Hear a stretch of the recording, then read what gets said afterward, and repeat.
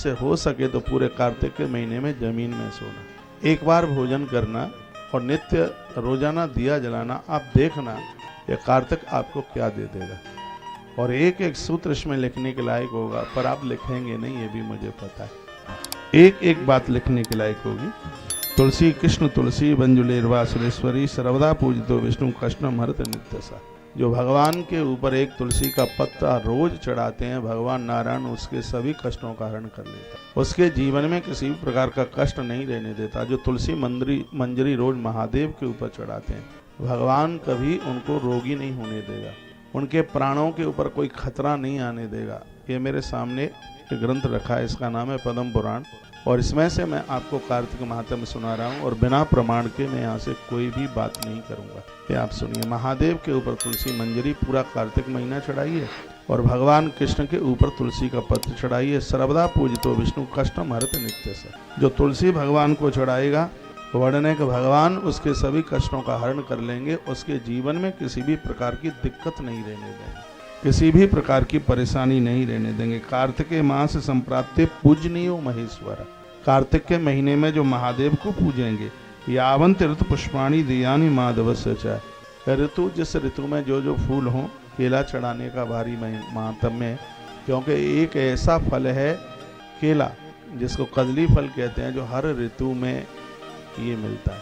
ये तो चाहे 100 चढ़ा दो देवताओं पर, लेकिन मिठाई में बतासा और फल में केला ही ज्यादा मान्य है। ये ओरिजिनल है, असली है।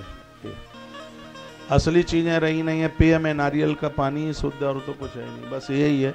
अब इसमें भी पता नहीं लोग क्या इसमें भी अपना दिमाग लगा लें, उसमें भी कर दें मिलावट, लेकिन अभी तक मिलावट नहीं है। एक नारियल पानी है, इसलिए मैं खूब पी लेता हूँ नारियल पानी, क्योंकि उसमें मिलावट नहीं है इसलिए। तो नारियल पानी, तो नारियल के जल से भी भगवान माधव को स्नान कराया जाता है। कार्तिक के महीने में केले का भोग लगाया जाता है और भगवान के ऊपर जो ऋतु में जो फल आ रहे हों वो फल उनको चढ़ाइए। अलसी का फूल चढ़ाने का बहुत बड़ा महत्व है। अलसी जानते होंगे आप, अलसी का फूल यदि इस मौसम में मिल जाए और भगवान को चढ़ाया जाए तो परमात्मा अति प्रसन्न हो जाते हैं। कार्तिके पूज्य शंति तम देवा नहीं मानवा। कहा गया है जो कार्तिक स्नान करते हैं वो पुरुष नहीं, वो साक्षात देवता है। बताते हैं जो कार्तिक नहाते हैं, कार्तिक पूजन कर रहे हैं कार्तिक में भगवान का, ऐसे लोगों का दर्शन करने से प्रयागराज की यात्रा पूरी हो जाती है। क्या अद्भुत बात कही है। जो कार्तिक स्नान कर रहे हैं और ऐसे लोगों का दर्शन हो जाए, उनके दर्शन मात्र से त्रिवेणी नहाने का फल प्राप्त हो जाता है। इतनी बड़ी महिमा है। पूजते तु जगन्नाथ वैकुंठ पद्मव्यम प्राप्नोति पुरुषो नित्यम श्री विष्णु से प्रसादतः। जो कार्तिक स्नान करेगा, जिसने अपने जीवन में 12 बार कार्तिक नहा लिया, यानी 12 साल कार्तिक स्नान कर लिया है, पूजते तो जगन्नाथ, स्वयं भगवान जगन्नाथ उसकी पूजा करने को बैठ जाते हैं।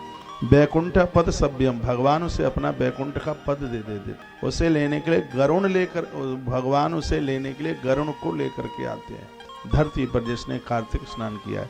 अविवाहित कन्या है, कार्तिक स्नान करती है, उन्हें अच्छे से घर और अच्छे से वर की प्राप्ति होती है, ऐसा वर्णन किया गया है।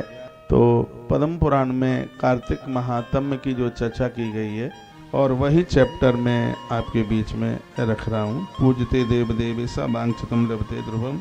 कर्पूरजा, कपूर माचिस की तीली से जलाने पर जैसे समाप्त होता है, कार्तिक नहाने से पाप भी ऐसे ही समाप्त हो जाते हैं, अपराध नहीं रहते।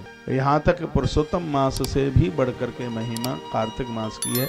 इसलिए कार्तिक मास को दामोदर मास के नाम से जाना जाता है। इसको